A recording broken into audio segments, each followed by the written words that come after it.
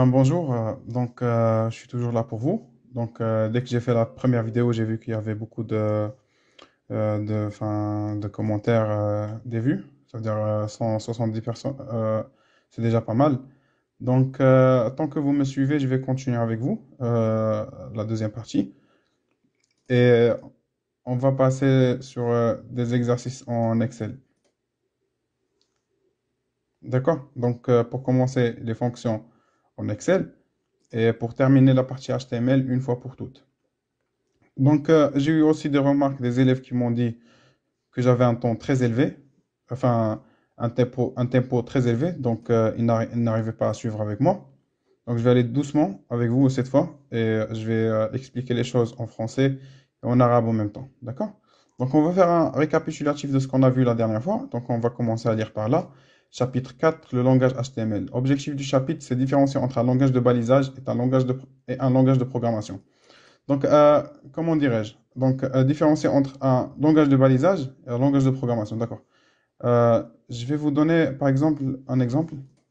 Donc, euh, Là, c'est une application que j'ai créée pour un médecin. Cette application, ce que je voulais juste vous montrer, c'est que elle va avoir besoin de remplir des données, des fiches d'un médecin, que ce soit l'orthodontie, prothèse, ordonnance, implantologie et l'endodontie aussi. Il y a des données à faire entrer. Donc, ça, c'est le front-end, ce qu'on appelle dans le domaine du génie logiciel. Ça, c'est le front-end. C'est ce que l'utilisateur, il voit. Celui qui va utiliser cette application, il va voir ça. Mais en fait, ce qui se passe en fin du compte dans l'application, je vais vous montrer un peu en quoi ça ressemble. J'espère que mon ordinateur ne va pas trop ramer. Donc, je vais ouvrir Eclipse IDE. C'est juste pour vous donner une information du domaine parce que j'ai vu qu'en fait, dans le début de votre cours, il y avait aussi, il parlait de l'intelligence artificielle et du cloud computing. Donc, je vais voir avec vous un peu ce que c'est l'intelligence artificielle et je vais voir avec vous tout ce que vous avez besoin. Donc là, par exemple, on a des fiches à remplir et tout, on peut prendre des rendez-vous. Mais en fait, ça, c'est le front-end, comme je vous ai dit, d'accord? Donc, dans le front-end, on a ça, on peut voir l'interface utilisateur, ce qu'on appelle le UI, User Interfaces. Ce que je voulais dire aussi, c'est qu'en fait, on a besoin de stocker des informations dans l'ordinateur. Donc, on utilise une base de données. Et on utilise une base de données comme par exemple, vous allez sur Excel, vous pouvez enregistrer vos données ici sous forme de tableau. Donc, par exemple, dans le SQL aussi, on peut utiliser des tableaux, mais on utilise un langage, Structured Query Language. Je vais vous montrer en quoi ça ressemble le back-end pour que vous compreniez en fait ce que c'est un langage de programmation et ce que c'est un langage de balisage. D'accord? Parce que cette notion, elle est très importante. Donc, ça fait longtemps que je n'ai pas ouvert Eclipse, donc il va me faire ramer un peu. Euh, Allez, voilà.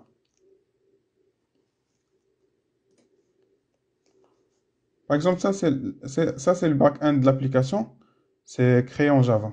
D'accord? Je vais vous donner juste un peu ce que ça donne. Donc, si par exemple, j'y vais sur euh, patient. Bon, croyez-moi, ne vous embêtez pas trop avec ça parce que c'est pas votre domaine. Mais moi, en fait, je suis juste en train d'expliquer les choses pour comprendre comment ça se passe. Un problème. Ok. Oh my God. Sûrement parce que je dois faire des mises à jour parce que ça fait 2 mois que j'ai pas ouvert Eclipse. Donc, tu arrêtes ou pas? An error. So you look for more details. Do you enable additional JavaScript account spring specific? Problème. Détail.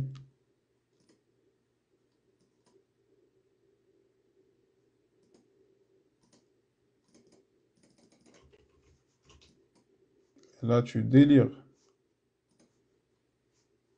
Laisse tomber, on va ouvrir IntelliJ. Ce que j'ai dit, en attendant que ça s'ouvre, je vais parler un peu d'un récapitulatif. Donc, c'était quoi le HTML? C'était le Hypertext Markup Language. On va dire que nous, on a besoin de créer une interface utilisateur pour l'utilisateur du site, que ce soit ici, par exemple, Facebook. Je vais vous montrer un petit truc, par exemple, si par exemple ici je fais déconnecter, et par exemple, je vais écrire, par exemple, moi. Donc là, j'ai par exemple, je peux cliquer sur ça pour voir que j'ai écrit ici. Moi, elle est en train d'enseigner l'informatique. Mais ça reste un mot de passe, c'est un type mot de passe. Donc si j'y vais dans le code HTML ici, je peux enlever le type, password, et sans que je clique sur le bouton, ça va me montrer le mot de passe. Parce que c'est grâce à HTML que j'ai déclaré le type de cette case, le input. Donc, je vais vous montrer quelque chose d'autre. Donc, par exemple, ici, je vais faire, comment dire, euh, par exemple, Nikola Tesla, d'accord? Et je vais, par exemple, partir dans la recherche et je vais ouvrir le code source en cliquant à droite et en faisant inspecter l'élément. Donc, ici, qu'est-ce que j'ai? J'ai doctype HTML, donc ça veut dire ça, c'est un site web. Il est fait par HTML. Ça, c'est des extensions de JavaScript, comme vous voyez. JavaScript, c'est un langage de programmation pour rendre la page dynamique et pouvoir connecter avec l'API backend en utilisant JSON. Donc, ici, si je fais inspecter l'élément de Nikola Tesla, je vais partir sur H3. Là, je vois Nikola Tesla et tout. Vous voyez, là, le titre, il est là. Nikola Tesla, Wikidia, l'encyclopédie. Par exemple, je le change. Mohamed Gamal. Et vous voyez que c'est bien enveloppé dans des balises H3. Les balises que je vous ai montré de H1 jusqu'à H6. D'accord? Je vous ai montré aussi la balise BR qui fait l'espace. Et je vous ai montré aussi la balise A qui fait l'ancrage. Donc, c'est très simple en fait. C'est juste le fait qu'il faut besoin de temps pour pratiquer tout ça. Donc, si je change là, Mohamed Gamal, donc, je ferme la page. Vous allez voir que Moad Gamel, il apparaît ici. Parce que c'est le contenu de la page. Avec pourquoi j'utilise la HTML. Donc, je vais revenir. Oh my God. Donc, si j'estime là que j'ai expliqué ce que c'était l'HTML, je vais vous montrer un site. C'est Chat OpenAI. Et ça en utilisant l'intelligence artificielle, bien sûr. Donc, franchement, la première fois que j'ai vu ça, j'étais choqué de ma vie. Parce que nous, en tant que développeurs, quand on travaille sur des projets, on avait toujours besoin de creuser encore plus sur, par exemple, dans Stack Overflow, dans des groupes, des forums sur Google. Et ça nous prenait beaucoup de temps. Et croyez-moi, il n'y a pas un seul développeur qui ne fait pas du copier-coller.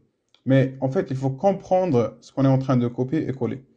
Donc, je vais partir, par exemple, euh, je vais ouvrir ça.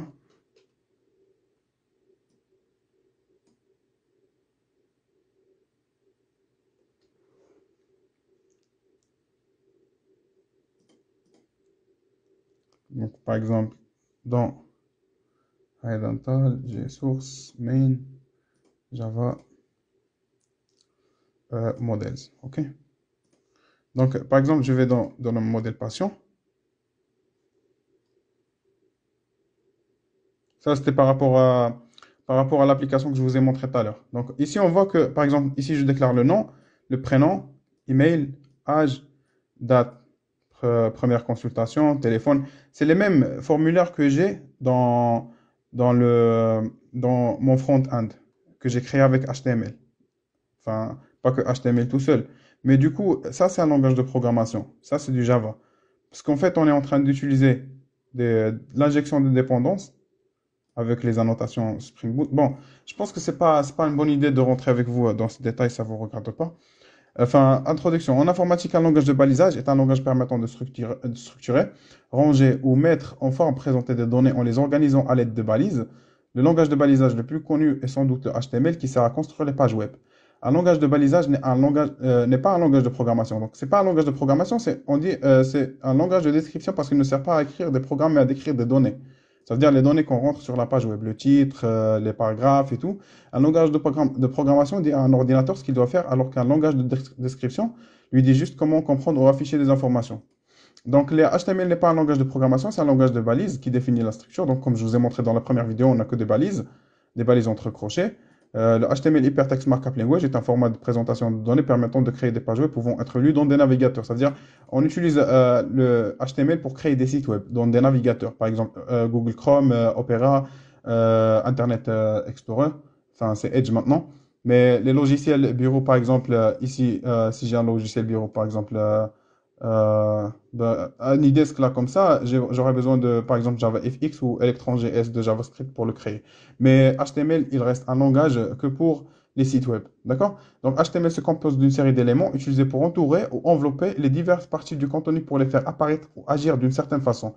Les balises entourant peuvent être rendues par un mot, une image, lien hypertexte vers quelque chose d'autre, un texte en italique, ce que je vous ai montré dans la première vidéo, une police plus grande ou plus petite, et ainsi de suite. Les bases d'HTML inclusivement, bah, c'est blabla. Donc, comme on a vu ça. Enfin, je vous prie de lire ça, s'il vous plaît.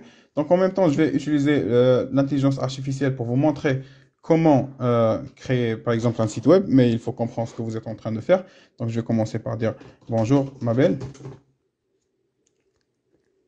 Euh, je vais taquiner un peu.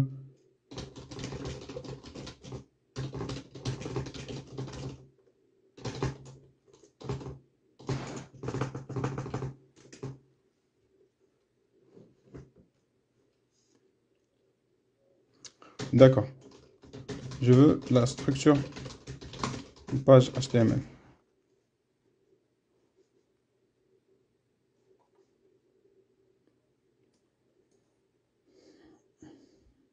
Donc voilà, il me donne la structure de base d'une page HTML. Donc doctype, HTML, head, là. Le head, ce que je vous ai montré, le body. Et là, ce qu'il me dit, c'est qu'il y a un H1, un grand titre, titre principal, contenu de la page, HTML, HTML, et le head, le titre, titre de la page. D'accord? Et il va vous expliquer un peu. Donc moi, je vais revenir sur, par exemple, mon Visual Studio Code. Et je vais new,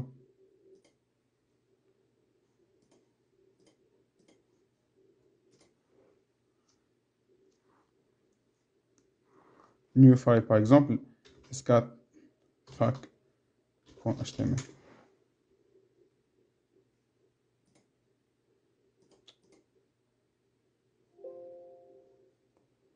Ça va commencer un peu à ramer, il faut que je ferme ça, parce que ça me prend 4 Go de RAM.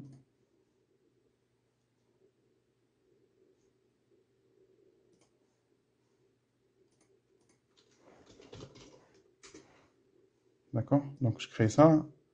Il est où? Il est là. Donc je vais commencer par doctype. Donc je vais faire la balise HTML, la balise HTML. Je vais la faire descendre un peu. Je vais créer le head. Ras. Et body. D'accord? Donc là c'est mon code. HTML, head. Donc là j'ai besoin de faire mon titre. Title. Donc je crée ma deuxième page HTML. Et dans le body, je vais faire par exemple un H1. Moad,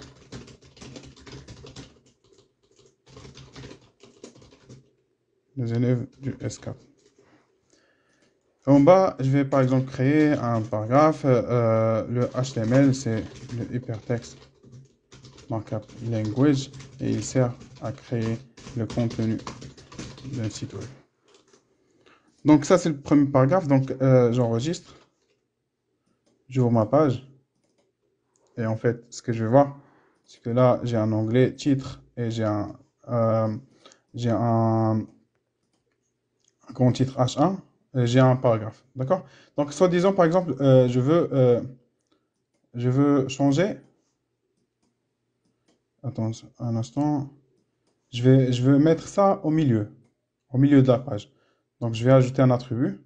Donc, qu'est-ce que c'est un attribut? Je vous ai dit la dernière fois. Par exemple, on a la balise P. D'accord? La balise P, le contenu, il est là au milieu. Mais si, par exemple, je veux changer la couleur du texte ou bien je veux changer où se trouve le texte exactement dans la page, je dois ajouter un attribut à la balise, un caractéristique. Donc, je reviens avant de fermer la première balise là, donc, parce que là, on a la balise d'ouverture et la balise de fermeture. Donc ici, je vais mettre un attribut, par exemple, align égale soit à droite c'est right, à gauche, à la base c'est à gauche parce que c'est left en tout cas, mais j'ai aussi center, ce qui veut dire le milieu, d'accord? Donc je répète ça dans le P, donc align, et je vais mettre par exemple center, ou je vais le mettre pour le height, d'accord? Donc là il est au milieu. Je vais vous montrer par exemple une autre balise, par exemple j'ai une balise image. Image, et l'image, c'est une balise qui s'ouvre et qui ne se ferme pas, comme la balise BR que je vous ai montré. D'accord? Et vous allez voir que quand j'ai fait ça, il ne l'a pas fermé parce que Visual Studio Code, il est très intelligent. Donc, image, je vais par exemple faire BR et je vais par exemple ajouter une image qui est dans SRC qui veut dire source et je vais mettre par exemple intellect.jpg. D'accord? Donc, en fait, elle doit se trouver dans le même dossier que, par exemple, je vais vous montrer un site web que j'ai créé. J'ai ce site web que je vous ai montré la dernière fois pour le docteur Hassani Ibn Wali. Donc, il est là. Parce que j'ai travaillé avec beaucoup de médecins et j'ai beaucoup d'expérience avec les médecins, vous allez voir. Donc, là, j'ai en fait un dossier images où je dois stocker tous les images du projet, aussi le JavaScript. Donc, par exemple, j'ai ici image BG1, BG2, about la personne, parce que je dois mettre sa photo dans le site web. Donc, elle est là. Donc, les photos que vous voyez ici, ils sont insérées par la balise image. D'accord? Donc, je reviens ici et je sélectionne une image qui se trouve dans le dossier, elle est là. Donc, si par exemple, je rafraîchis ma page, ici, donc il y a un petit problème, j'ai pas enregistré. Donc ça, c'est dans, enfin, je peux la gérer aussi par WTH égale 400. Ça vous regarde pas, mais juste pour vous montrer. Par exemple, 400. D'accord? Donc la photo, elle est là. Donc pour insérer la photo, elle est comme ça, dans une page web, enfin dans un site web. Donc je vais passer à autre chose. Je vais passer au tableau. D'accord? Donc si par exemple je fais ici tableau, HTML, attends, je l'ai déjà expliqué ou pas? Les tableaux.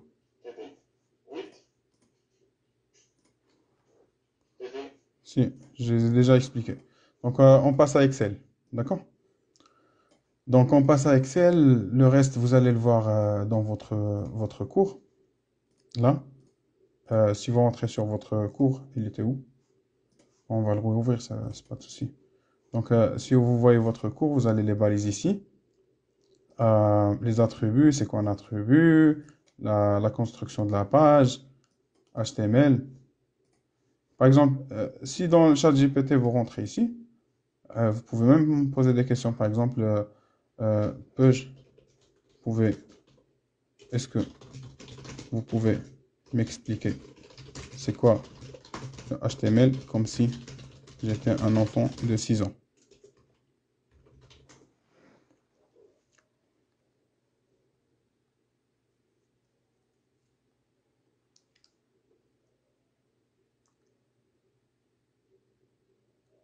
Donc, ce que j'ai dit, par exemple, si un développeur veut ajouter une image sur une page web, il doit utiliser dans un élément d'image, cela indique l'ordinateur. Donc, vous pouvez même poser des questions. Par exemple, est-ce que vous pouvez me donner 10 valises? Ou par exemple, d'accord, euh, je suis satisfait. Pouvez-vous me rajouter encore plus d'informations sur le code lui-même? Enfin, c'est comme si vous parlez avec un être humain, quoi. En fait, parce que enfin, l'intelligence artificielle, normalement, il traite comment dire, une chaîne de neurones. Enfin, c'est très compliqué. Moi, mon domaine, c'est le cloud computing. Je gère les microservices avec Spring Boot, le DevOps. Donc, le domaine d'intelligence artificielle, il est où? Donc, soit des clients qui achètent de la société Albosoft du matériel informatique, pour tout total acheté de chaque client et qui est supérieur ou égal à 100 000 dirhams, on accorde un taux de remise de 10%. Donc, on est d'accord que là, on a le client, on a le montant d'achat hors taxe. Donc, pour tout achat hors taxe de client qui est supérieur ou égal à 100 000, on accorde un taux de remise à 10%. Ça veut dire que là, si, bah oui, 500 000, ça dépasse 100 000. Donc, on va accorder une remise de 10%. Donc là, on ne va pas l'accorder. Donc, moi, si je l'écris ici, je vais écrire ici. Je vais venir ici, par exemple, un instant, je vais fermer tout ça. Si je viens là, je fais par exemple, oui, non, non, non, oui, non. D'accord? C'est très, très embêtant. Donc, on aura besoin d'utiliser une fonction. Donc, une fonction qui va nous traiter ça. Donc, quelle fonction va-t-on utiliser pour savoir si le client a droit à la remise de 10% ou non? Donc, la question enfin, il y a la réponse ici dans la question. Donc, on va utiliser une fonction qui s'appelle si. Donc, par exemple, je vais revenir sur ChatGPT. Donc, je vais mettre, par exemple, donnez-moi la syntaxe de la fonction si Excel, s'il vous plaît.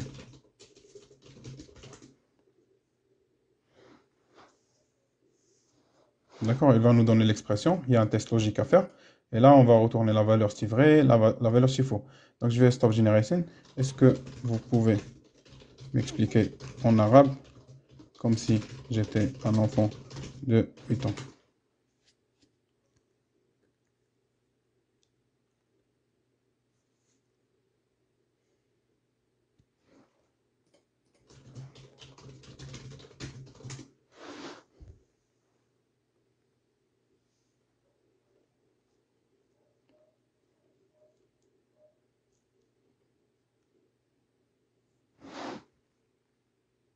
Donc, vous voyez, الدالة إذا في برنامج إكسل هي أداة تمكنك من اتخاذ قرار استنادا إلى شرط تحدده.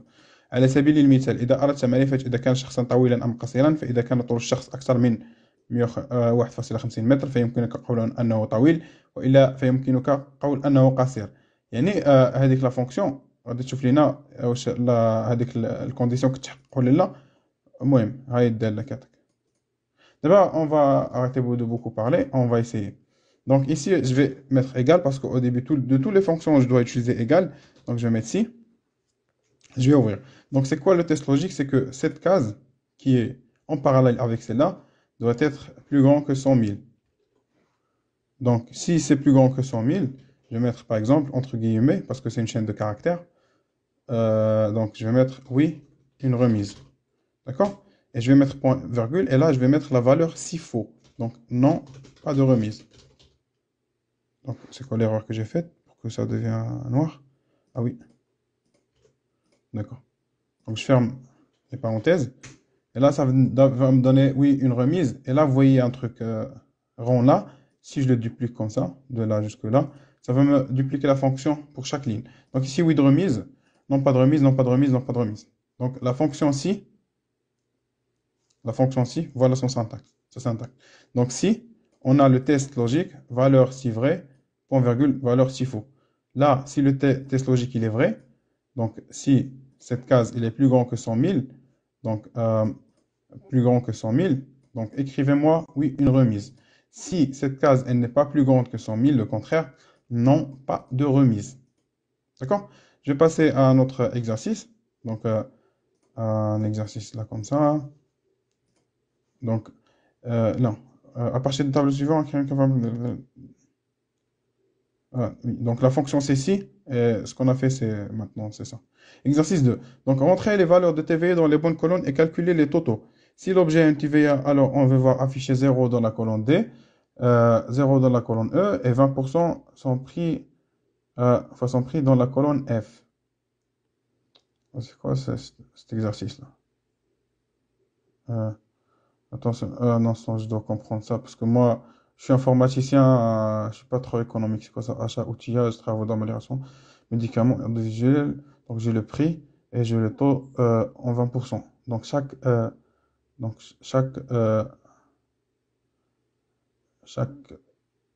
facture, et là, ça en taux de TVA. Parce que, par exemple, là, on a 20%.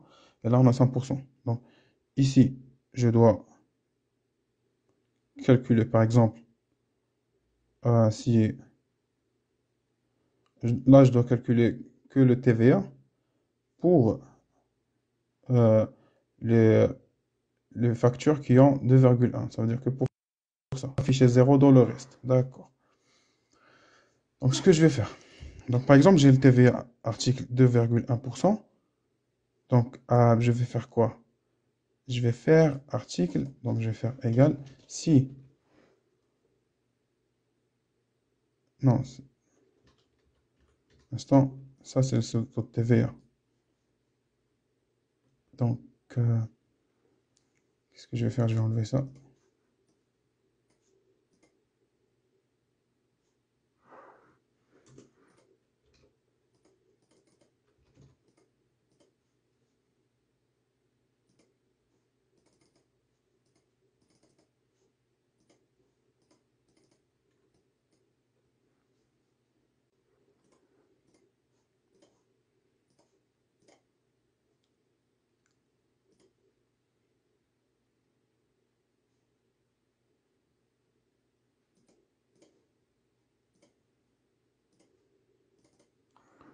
Donc, je vais rentrer les taux de TVA. Donc, instant, qu'est-ce que j'ai fait tout à l'heure?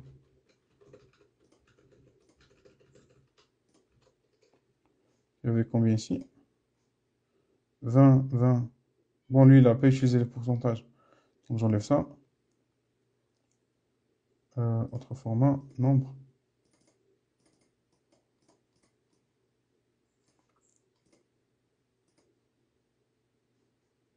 Bon, là, Excel, il délire, quoi.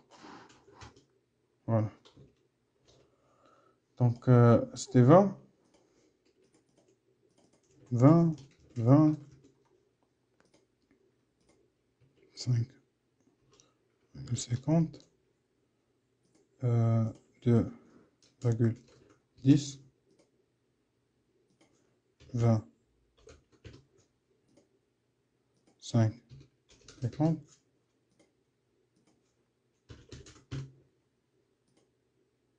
Donc, Toto, donc là, j'ai égal, si.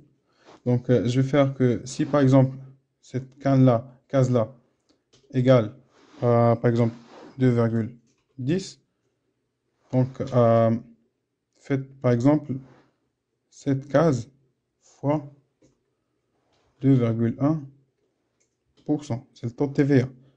Donc, en fait, c'est le... Bon, soit estimant, c'est ça le calcul qu'on doit faire. Donc, sinon, affiche 0. D'accord? Donc, je vais faire entrer. Il va me calculer, si je duplique ici, il va me calculer 0 là, parce que j'ai 20%, ici 20%, 0, 5, 0, et là où j'ai 2%, il va me calculer ça. D'accord? Et 2,10, il va me calculer ça.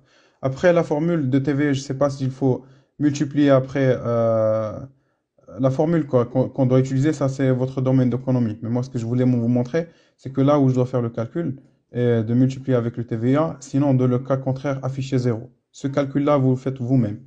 Donc on va dupliquer cette fonction pour les autres. Donc égal si, par exemple, euh, le taux de TVA égale 5,50, donc tu vas m'afficher cette merde égale si, et puis ce taux-là égale 5,50.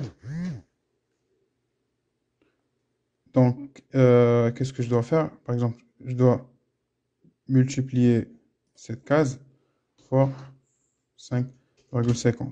D'accord? Donc, sinon, je vais mettre un 0. Voilà. Donc, je duplique. Il va m'afficher ici. Il y a... Merde.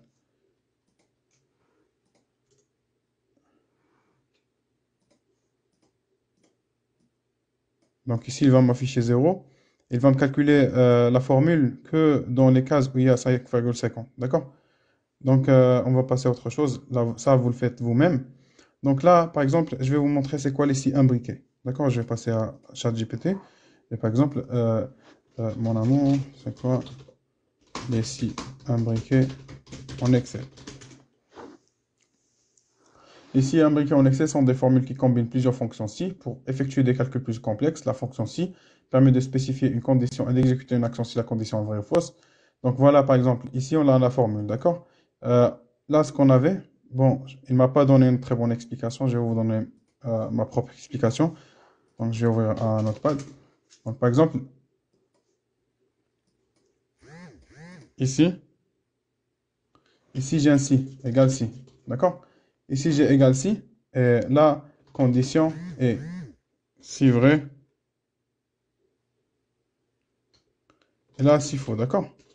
Donc là, dans le si faux, on va l'enlever. On va rajouter un autre si. Donc un autre si qui va prendre une autre condition, et valeur si vrai, et le reste. Je vais vous expliquer c'est quoi la notion du reste, d'accord? Donc je vais par exemple ici venir et faire eau, enfin température, et là j'ai l'eau, d'accord? Enfin j'ai état, l'état. Par exemple, j'ai un verre d'eau de température de 80 degrés. J'ai un de 120 degrés. J'ai un de moins 40. Et j'ai un de moins 15. J'ai un de 20. Et j'ai un de 140. D'accord? Donc, on sait bien que l'eau, l'eau est en état glace s'il est moins que 0. D'accord? L'eau, il est liquide si il est entre 0 et 100. Vapeur s'il dépasse 100. Ça veut dire, le reste, ce que je voulais dire tout à l'heure, ça veut dire que si l'eau n'est ni plus petit que 0, ni plus petit que 100, automatiquement, c'est plus grand que 100. Ça, c'est mathématique. Donc, je vais passer à Excel. Donc, je vais faire ça. Donc, je vais vous montrer. Donc, je fais égal si.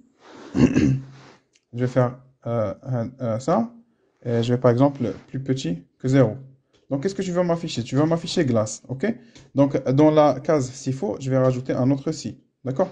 Qui va me montrer encore si cette case, elle est plus petit que 100, d'accord? Donc, ça, c'est liquide. Parce que automatiquement, plus petit que 100, mais quand il va arriver à moins 0, il va passer à glace. Donc, je ne suis pas obligé de lui montrer que c'est entre 0 et 100. Je lui dis juste que cette case, elle doit être plus petit que 100. Et automatiquement, quand il va arriver à un nombre négatif, il va mettre glace. D'accord? Donc, le reste, ce qu'on a dit, c'est quoi? C'est vapeur. D'accord? OK. Donc, ça, c'est liquide. Donc, vous voyez, ça dépasse 120, c'est vapeur, moins 40, c'est glace, moins 15. Donc, ça, c'est les 6 imbriqués. Donc, pourquoi je vous ai expliqué ça? Parce que dans cet exercice, on a donc, lors de la 13e journée du championnat français, on a enregistré les résultats des matchs dans le tableau suivant. Calculez le nombre de points marqués pour chaque équipe. 3 en cas de victoire, 1 en cas d'égalité, 0 en cas de défaite. D'accord? Donc voilà, on a trois conditions. Donc si l'équipe il gagne, c'est 3 points. Si en égalité, c'est 1 point. Si défaite, c'est 0. D'accord? Donc je vais ici venir si égale si. D'accord? Donc comment je vais savoir que l'équipe, elle gagne? Ça veut dire que ça, c'est plus grand que ça. C'est normal parce que les buts doivent être plus grands que les buts des autres équipes. Donc qu'est-ce que je vais mettre? Je vais mettre 3. D'accord? 3. Et puis, je vais rajouter un autre si. Et je vais mettre, par exemple, si ça égale ça. euh, E29, c'est quoi? C'est ça. Égale ça. Donc, c'est 1, on a dit. Et le reste qui est défait, c'est 0. D'accord? Il n'y a pas plus simple que ça. Donc là, elle a perdu, donc elle prend 0. Et si je duplique ça ici, donc elle a gagné ici, donc c'est 3 points. Ici, 0, c'est parce qu'elle a perdu. 3. Et je vais vous laisser faire cet exercice ici. D'accord? Parce que ici, normalement, ça doit être l'inverse. Par exemple, bon, je vais rajouter 2 petites minutes dans la... euh, non, en fait, faites-vous vous-même. Parce que si vous comprenez, reprenez la vidéo de A à 0. Là, ce qu'il faut faire, c'est que le contraire. Parce que là, c'était ça plus grand que ça. Dans la case ici, c'est ça qui doit être plus grand que ça. D'accord? C'est ça la différence. Donc, je vais vous expliquer la fonction recherche V. Recherche V, c'est quoi? C'est un tableau, par exemple, ici, on a nom, prénom, note. D'accord? Par exemple, j'ai Moed, Iman, j'ai Yassine, j'ai Amel, j'ai des noms, ok? Et j'ai, par exemple, des notes. 18, 20, 19, 20, 18. D'accord? Donc, imaginons que nous, on est à la fac et le professeur, il a beaucoup, beaucoup d'élèves dans sa promotion. Ça veut dire qu'il va avoir un grand fichier Excel où il y a beaucoup de noms et beaucoup de prénoms. Ça veut dire que il veut vous chercher dans la liste, d'accord, dans l'Excel, il va trop galérer. Pourquoi? Parce que la liste, elle est très longue. Donc, pour trouver ta note, il doit parcourir toute la page Excel pour te chercher. Donc, ça, c'est un grand problème. Donc, la recherche V, elle fait ça. Donc, par exemple, ici, j'ai le nom de l'élève. Ici, par exemple, j'ai la note. D'accord? Donc, ici, j'ai la note. D'accord? Par exemple, ici, j'ai Moed. D'accord? Ici, c'est la case avec laquelle je vais chercher. Par exemple, ici, je dois mettre Moed, il doit m'afficher ici 18. Et si je mets, par exemple, Imen, il doit m'afficher 20. Si je mets 7, il doit m'afficher 19. Donc, pour faire ça, donc, par exemple, je vais mettre un exemple et je vais vous montrer déjà c'est quoi la syntaxe de la recherche V ou donc en arabe aussi pour vous expliquer. Un instant, parce que j'ai pas le cours de Excel, donc je suis obligé de vous montrer quelque chose ici. La fonction recherche V en Excel en deux lignes. Donc, ce que je voulais vous montrer ici, c'est quoi? C'est que là, on aura besoin de sélectionner, par exemple, parce que là, on a un tableau vertical, d'accord? On a les noms qui s'affichent verticalement, donc on a besoin de faire une recherche V, parce qu'il y a une fonction entre recherche H. Donc, on est obligé de lui déclarer la colonne avec laquelle on va faire le changement. On va lui déclarer la matrice où on va faire la recherche, et l'indice de la colonne qu'on cherche note dans cette matrice, comme dans les maths. Par exemple, ça, c'est une matrice. Ça, c'est la colonne numéro 0, numéro 1, et ça, c'est numéro 2, et ça, c'est numéro 3. D'accord? Donc, je dois lui mettre que c'est un numéro 3. Donc, je vais vous montrer ce que ChatGPT en a donné. Voilà, recherche V. La valeur cherchée, la matrice, la colonne index, et je vais vous montrer correspondance approximative, c'est quoi. Donc, je vais faire égal recherche V. Donc, je vais lui donner, par exemple, je cherche avec cette case. C'est cette case que je vais changer pour trouver la note. Donc, je vais sélectionner la matrice. Voilà ma matrice. D'accord? Donc, je vais sélectionner l'indice où se trouve la colonne note dans cette matrice. C'est 1, 2, 3. Donc, je vais mettre 3. Et pour la valeur approximative, ça veut dire que si, par exemple, il cherche et il ne trouve pas Mouad, est-ce qu'il doit me donner un nom, par exemple, qui se rassemble à Mouad aux côtés des caractères? Ou si j'ai un nombre, par exemple, je cherche un nombre 19, il va pas trouver 19, il va me donner un nombre approximatif 18. Ça veut dire qu'en tout cas, il va me donner une solution. Il va pas me donner que ce nom n'existe pas si je n'affiche pas un nom qui s'affiche qui est ici au tableau. Donc, pour éviter ça, parce que je veux la valeur exacte, s'il ne trouve pas Mouad, je ne veux pas qu'il me donne une autre note. D'accord? Donc, je vais mettre 0. Parce que ça change entre 0 et 1. Et d'où ça vient 0 et 1? C'est le langage binaire. Parce que vous pouvez mettre que vrai ou faux aussi. Le langage binaire, c'est quoi? C'est le 0 et 1, c'est la base 2, parce qu'on a la base hexadécimale, on a la base binaire, on a la base décimale. Donc la base binaire, elle se constitue de 0 à 1. 0, ça veut dire faux, et 1, ça veut dire vrai. Donc là, on est à faux, parce qu'on ne vaut pas de correspondance. Donc je vais fermer ça, et je vais chercher. Donc Moed, il a eu 18. Imen, il a eu 20. Saad, il a eu 19. Yassine, il a eu 20. Et Amel, elle a eu 18. D'accord? Donc j'espère que la séance d'aujourd'hui était très satisfaisante. Donc j'ai essayé de baisser un peu le ton et le tempo, donc pour que tout le monde comprenne. Et si vous avez besoin de questions, n'hésitez pas de m'envoyer un message. Donc je suis toujours disponible sur WhatsApp. Et merci beaucoup.